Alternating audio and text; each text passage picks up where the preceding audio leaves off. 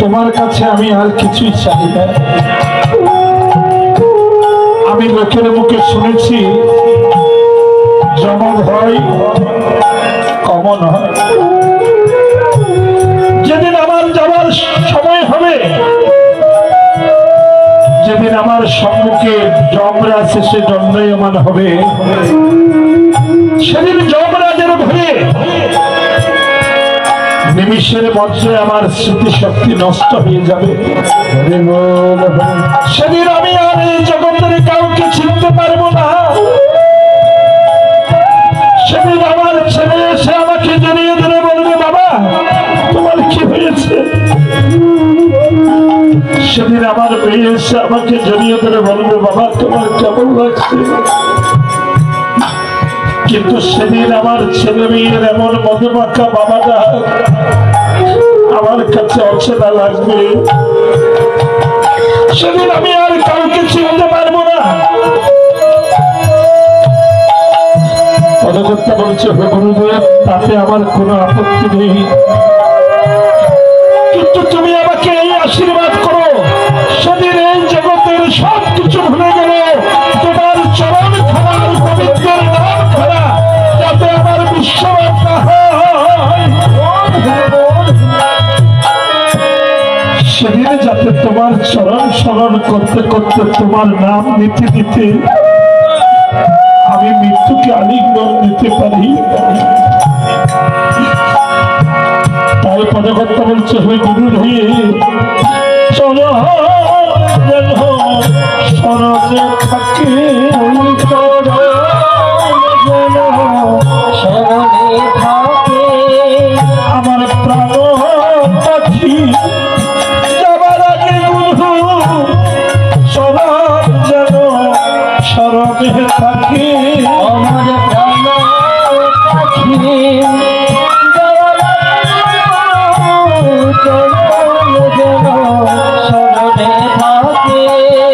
কারণ সেদিন ওই ভবনদীর ঘাটে আপনাকে আমাকে সবাইকে কেঁদে কেঁদে বলতে হবে, হে গুরুরে, গুরু আর তো কেহ নাই রে গুরু, আর তো কেহ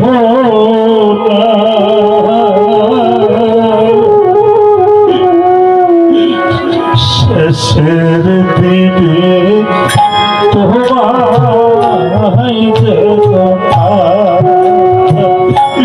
গুরু আর তো কেহ নাই গুরু, আর তো কেহ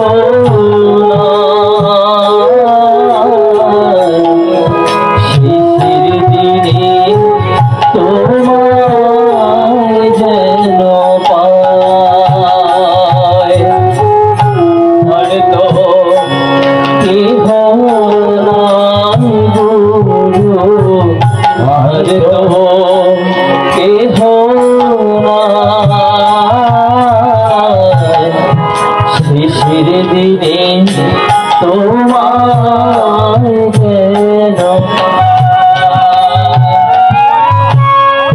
সংসারে হাজত খানা, এই সংসারে হাজত খানা থাকতে মনার লাগে চায়,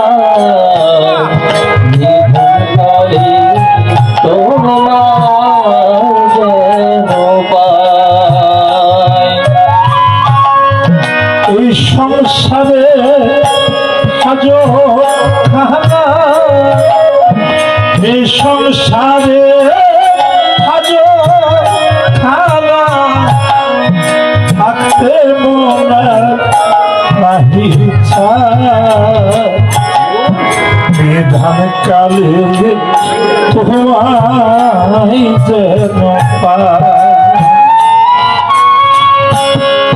সংসারে হাজত খায় সংসারে হাজত খায় হতে মোলার না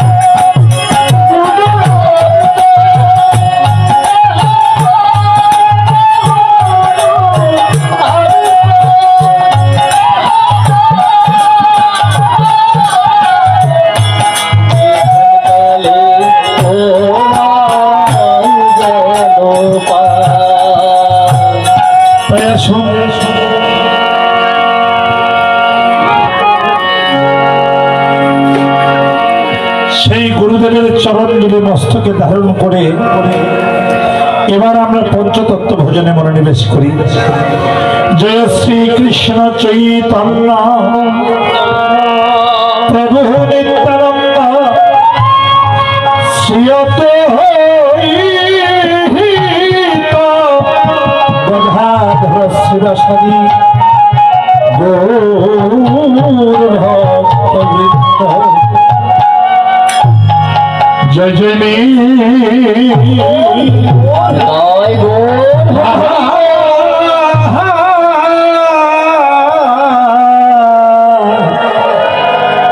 নন্দ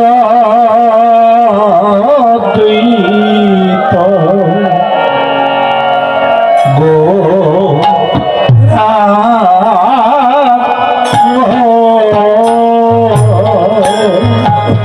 জয়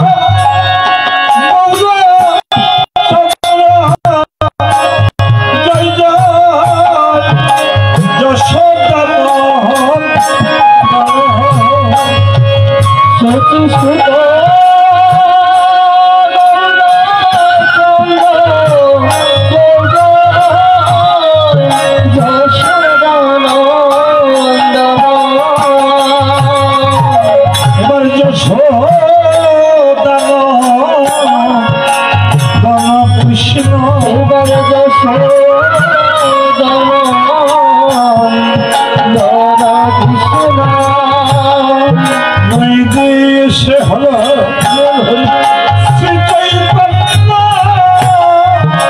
যশোদান কৃষ্ণ দেশে হলো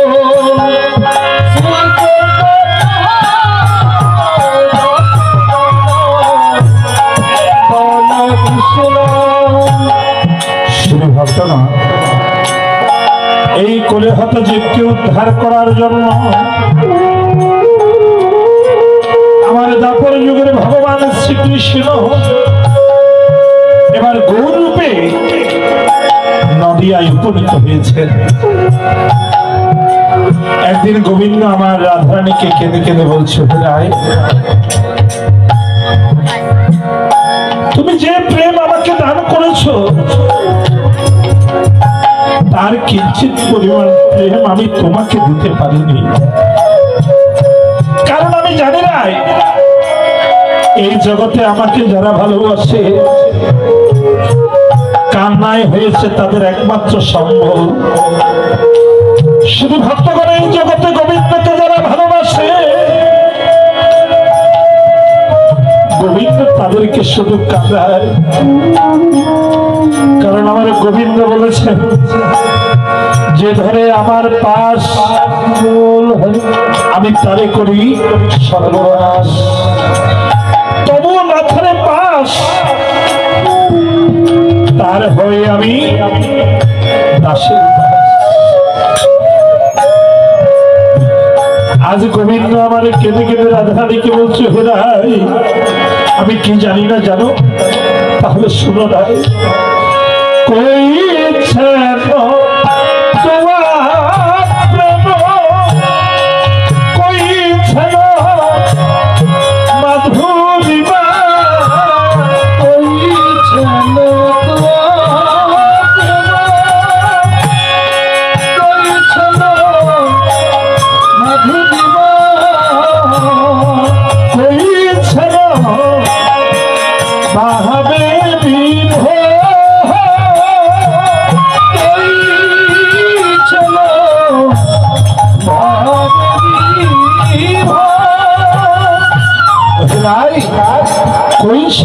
প্রেম, তোমার প্রেম যে কেমন সেটি জানার সৌভাগ্য আমার হলো না, কারণ আমি জানি এই জগতে আমাকে যারা ভালোবাসে কান্নায় হয়েছে তাদের একমাত্র সম্ভব। তখন আমার গোবিন্দ সখীদের বলছে, সখীরে তোমরা যে আমার জন্য কান্না করে কি, তখন আমার গোবিন্দ বলছেন, ওরে সখীরে তাহলে আগত কলিযুগে এবার আমি ভক্ত হব,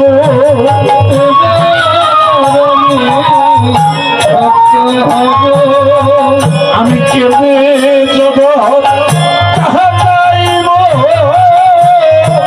এবার আমি ভক্ত হব,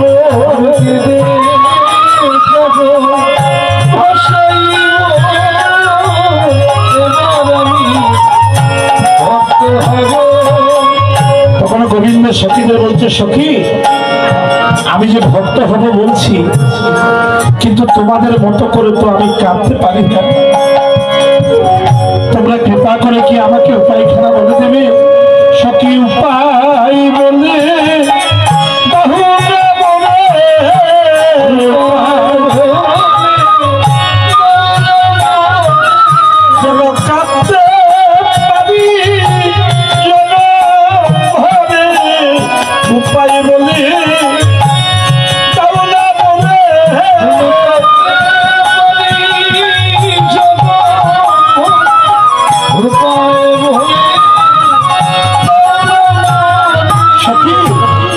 আমাকে উপায়খানা বলে দাও, কি করলে আমি তোমাদের মতো করে কাঁদতে পারবো?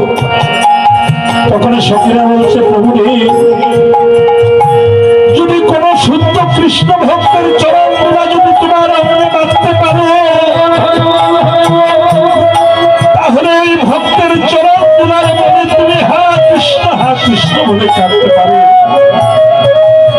তখন আমার গোবিন্দ সখীদের বলছে, সখী তোমরা তো ভক্ত, তোমরা চরণ ধুলি বাহু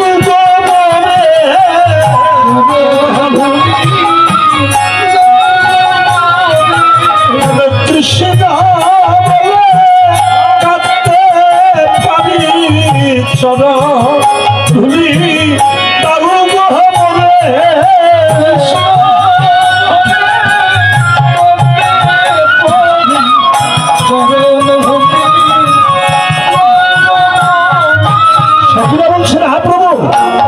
আমরা তোমাকে চরণ ধুলি দিতে পারবো না, কারণ তুমি ভগবান আর আমরা তোমার ভক্ত।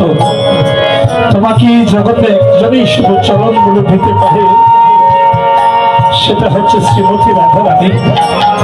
তুমি যাও রাধারানীর কাছে, আর রাধারানী যদি কৃপা করে তোমাকে চরণ ধুলা দান করে, তাহলে সেই চরণ ধুলার বলে তুমি হাত কৃষ্ণ বলে। আমার গোবিন্দ গিয়ে রাধারানীকে বলছে, রাধে এই চরণার বৃন্দ, রাধে তোমার চরণ কানা আমার মস্তকে দাও, যাতে আমি আগত কলিযুগে হা কৃষ্ণ বলে কাঁদতে পারি। কলিযুগের দাঁড়ে দাঁড়ে গিয়ে ধুলাই গড়াগড়ি দিয়ে তোমার প্রেমের ঋণ শোধ করতে পারি। আমার রাধারানী বলছে, প্রভু আপনি আমার প্রেমের ঋণ শোধ করবেন, ঠিক আছে মানলাম, কিন্তু যেই অঙ্গে কোনোদিন আমি ফুলের আঘাত রাখতে দিইনি, সেই অঙ্গ যখন ধুলাই গড়াগড়ি দেবে, সেখানে কত কাটার আঘাত, কত পাথরের আঘাত আপনার অঙ্গকে ক্ষত বিক্ষত করে দেবে, সেই আঘাত আমি কিছুতেই সহ্য করতে পারবো না। তাই আপনাকে যদি যেতে হয়, আমাকে আপনার সঙ্গে নিয়ে যেতে হবে। আমার গোবিন্দ বলছে, হেরাই কিভাবে? আমার রাধারানী বলছে, প্রভু রে বাহিরেতে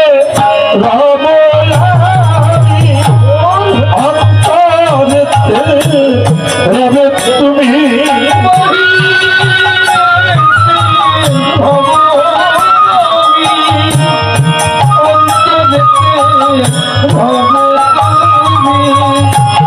কৃষ্ণ কৃষ্ণ কৃষ্ণ বলতে বেহরাই তুমি, কৃষ্ণ কৃষ্ণ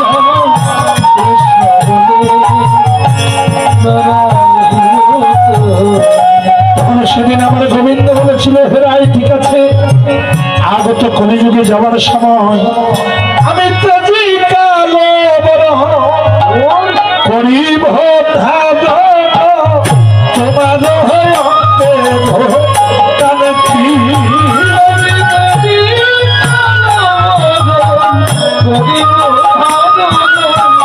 তোমার আমি তব বলি কাঁদিয়ে কাঁদিয়ে অশ্রু জলে হব শান্তি, আমি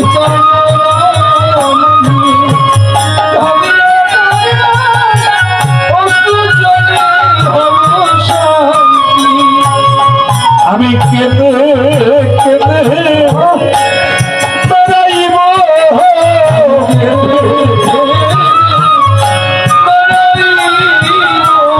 রাধে কৃপা করো কেঁদে কেঁদে বেড়াইব।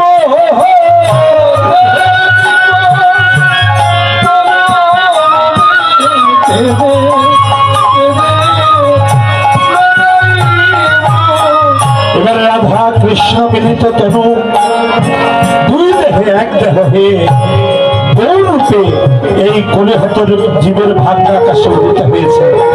তাই পদকর্তা বলছেন, গোবিন্দের গৌ রাধারা লীলা,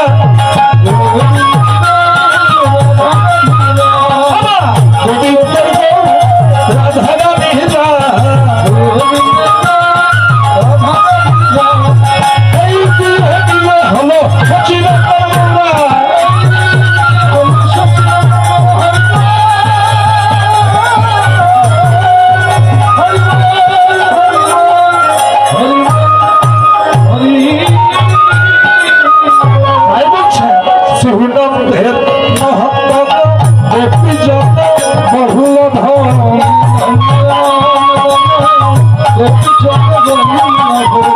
শ্রী রাধা নায়ক আহাব হবসা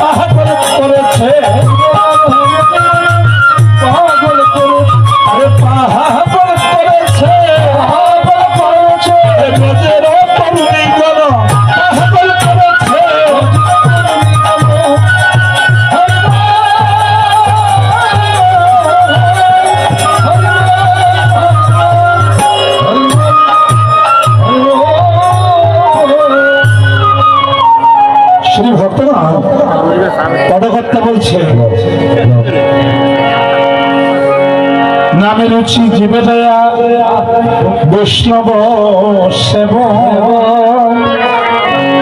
এথিন বিনে ধর্ম নাহি সনাতন জীবে দয়া নামে রুচি বৈষ্ণব সেব শুধু ভক্তগণ জীবের প্রতি দয়া থাকতে হবে, সেটা হোক মানুষ আর সেটা হোক পিঁপড়ে। একটি মানুষ কষ্টে আছে, তার দুঃখটা যদি সামান্য নিজের করে নেন তাহলে আপনি কোনোদিন দুঃখী হবেন না।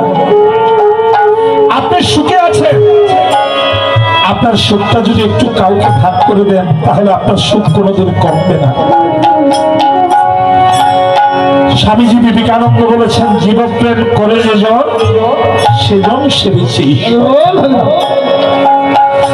শ্রী ভক্তগণ, আর নামের প্রতি রুচি থাকতে হবে।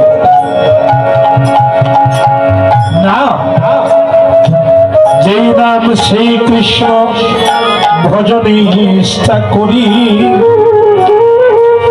নামের সহিতে আছে আপনি শ্রীহরি। হবে তৎমা নাম নামিমে। নাম আর নামের মধ্যে কোনো ব্যবধান নেই, কোনো পার্থক্য নেই। যেই নাম তিনি নামী। তাই এই নামকে যদি হৃদয়ে ধারণ করা যায়, আমাদের জগতে আর কোনো কষ্ট থাকবে না।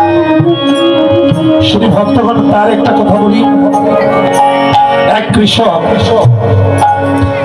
যেদিন কাজ পায় সেদিন বউ বাচ্চার মুখে অন্ন ওঠে, আর যেদিন পাই না সেদিন কেঁদে কেঁদে নয়ন জলে বুক বাসিয়ে জল পান করে পড়ে থাকে।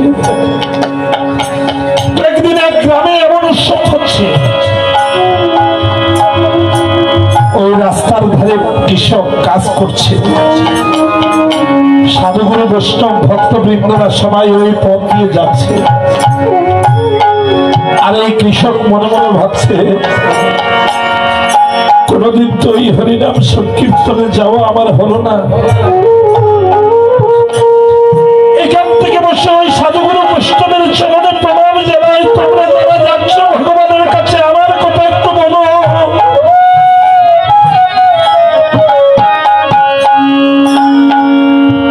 এক বৈষ্ণব লক্ষ্য করলেন, ওই কৃষক জমিনে বসে কাজ করতে করতে নয়ন জল যাচ্ছে। দেখে বলছে, বাবা তুমি কাঁদছো কেন, তোমার কি হয়েছে? বাবা ওই নাম শুনতে যাওয়া বড় শখ ছিল, কিন্তু যেতে পারছি না। কেন বাবা, কেন যাচ্ছ না? বলে, আমি যদি যাই তাহলে আমার বউ বাচ্চার মুখে অন্ন উঠবে। দেখে বলছে, বাবা সারা জীবন তো স্ত্রী পুত্র পরিবারের জন্য কাজে করতে গেলে, তার মধ্যে অনেকদিন উপবাস তোমাকে থাকতে হয়েছে। আজকে না হয় নাম শুনতে চলো, আজকে না হয় ভগবানের নাম শোনার জন্য উপবাস থাকবে। আয় আয় আয়, চলে আয়, আমাদের সঙ্গে চল করে আয়। দৌড়াতে দৌড়াতে করে গিয়ে স্ত্রীকে বলছো, গো আমার একটা ধোয়া কাপড় বের করে দাও, আমি এখনই স্নান করে আসছি। স্নান করে এসে স্ত্রীকে বলছে, আজকে হয়তো তোমাদের মুখে অন্ন তুলে দেওয়া হবে না, কারণ বৈষ্ণবরা দাঁড়িয়ে আছে, আমি আজকে নাম শ্রবণ করতে যাব, তোমরা আমাকে ক্ষমা করে দাও। তার স্ত্রী বলছে, জীবনে তো অনেকদিন উপবাস কাটিয়েছি, আজকে তুমি নাম শুনতে যাবে, সেটা তো আনন্দের কথা, কিন্তু আমি তো তোমার সহধর্মিনী, তুমি ধর্ম করতে যাচ্ছ, আমাকে সঙ্গে নিয়ে যাবে না? আমাকে একটু নিয়ে যাও না গো, আমি একটু নাম শ্রবণ করতে যাবো।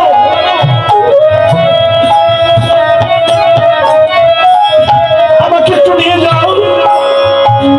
তখন কৃষক বলছো, জীবনে কোনোদিন তোমার পরনে একটি কাপড় তুলে দিতে পারিনি, তুমি যে কাপড়টা পরে আছো অনেক জায়গায় ছেঁড়া, ওই ছেঁড়া কাপড় নিয়ে আমি তোমাকে কিভাবে নিয়ে যাব? তখন স্ত্রী বলেছে, স্বামী আমি যেটা পরে আছি ওই ছেঁড়া কাপড় পরে তোমার সঙ্গে আমি ওই নাম শুনতে যাব, আমাকে নিয়ে যাও না। তখন কৃষক বলছে, ঠিক আছে, তুমি যখন যেতে চাচ্ছ চলো আমার সাথে। তার একটি বিয়ের উপযুক্ত মেয়ে ছিল, মা ছিল, ভালো কাপড় দিতে পারিনি, জামাটা অনেকাংশে ছিঁড়া। মেয়েটা এসে বলছে, বাবা ও বাবা, দুদিন পরে তো আমাকে বিয়ে দিয়ে দেবে, জানি না কার করে বিয়ে দিয়ে দাও, সে কেমন হবে, সে আমাকে হরিনাম করতে দেয় কিনা, হরিনাম শ্রবণ করতে দেয় কিনা, সেটাও তো আমার জানা নেই। বাবা আজকে যখন তুমি যাচ্ছ আমাকে নিয়ে যাও না, তোমার সঙ্গে আমাকে একটু নিয়ে যাও। সেই কথা শুনে ওই কৃষক কাঁদছে, বলছে, মারে তুই আমার বিয়ের উপযুক্ত একটা বিয়ে, ওই ছেঁড়া বস্ত্র পরে আমি তোকে নিয়ে যেতে পারবো না, তুই আমাকে ক্ষমা করে দে। তখন মেয়ে বলছে, বাবা দাঁড়াও, ছেঁড়া বস্ত্র পরে যেতে হবে না, আমাদের পাশের বাড়িতে জমিদার বাড়ি আছে, তাদের মেয়েটা আমার সমবয়সী, আমি তাদের কাছ থেকে একটি পুরনো জামা খুঁজে নিয়ে আসবো। মেয়েটি দৌড়ে গেলেন ওই জমিদার বাড়িতে, জমিদারের মেয়েকে গিয়ে বলছে, দিদি ও দিদি, আমি একটু নাম শ্রবণ করতে যাব, তোমার একটা পুরাতন জামা আমাকে দাও না। জমিদারের মেয়ে বলছে, তোর এত বড় সাহস, জানিস আমার এক একটা জামার দাম কত? আমি একটা জামা 2 বারের বেশি পরি না, আর সেই জামা পরে যাবে তুই নাম শুনতে সেখানে ধুলাই বসতে? আমি দিতে পারবো না, চলে যা। মেয়েটি নয়ন জলে বুক ভাসিয়ে কেঁদে কেঁদে ফিরে আসছে। জমিদার বাড়িতে একটি কাজের মেয়ে ছিল, সে সব কথা শুনেছে। পেছনের দরজা দিয়ে ঘুরে এসে দিকে বলছে, দিদি দাঁড়াও।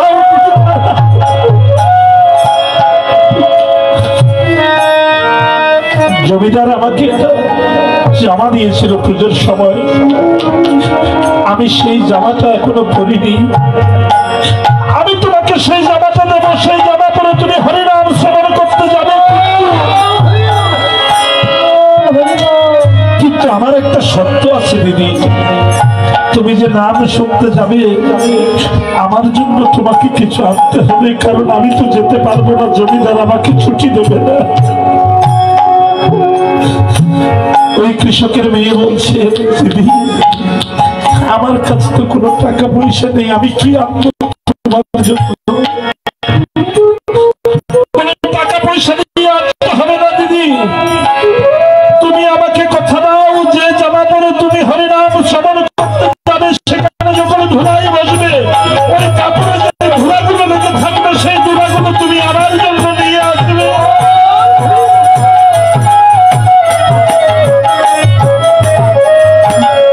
কারণ আমার তো যাওয়ার সৌভাগ্য হলো না, তুমি কাপড়ে করে যে ধুলাগুলো আনবে সেই ধুলাগুলো দিয়ে আমি ভক্তের চরণ ধুলায় স্থানে করিল।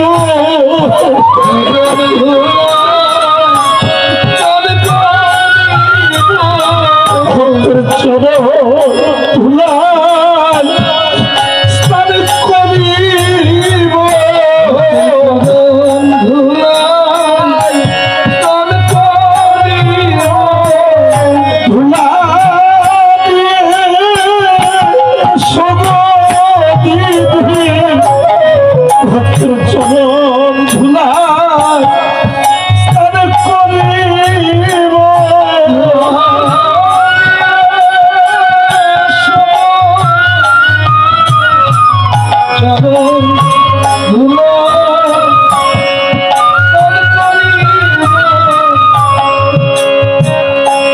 কৃষকের মেয়েটি বলছে, হ্যাঁ দিদি আমি আসার সময় ওই জামাতে করে তোমার জন্য ধুলা দিয়ে আসবো। ওই কৃষকের একটি ছোট্ট ছেলে ছিল বাবা,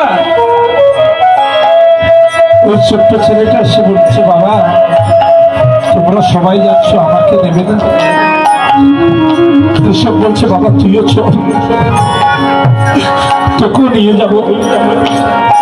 ছোট ছেলেটা বলছে, হরিনাম শ্রবণ করতে যাব, খালি হাতে ভগবানের কাছে যাবে, যাওয়ার সময় কিছু নিয়ে যাবে না। তখন ওই কৃষক কেঁদে কেঁদে বলছে, বাবা রে তোর বাবার তো কোনো সামর্থ্য নেই যে ভগবানের জন্য কিছু নিয়ে যাবে, কি নিয়ে যেতে পারি? তখন এই ছেলে বলছে, বাবা আমাদের বাড়ির পেছনে সাদা ফুল গাছে কয়েকটা ফুল রয়েছে, আমি গিয়ে সেগুলো তুলে আনি, আর সেই ফুলখানা তুমি গোবিন্দের চরণে দিও। সেই ফুল যখন তুলতে গেল ওই ছোট ছেলেটাকে সেই ফুল গাছের ঢালে বিষাদর সর্প তাকে চোবর মেরেছে। বাবা বাবা বলে চিৎকার করে সেই ছেলে উঠিয়ে ফেললেন। কৃষক সেই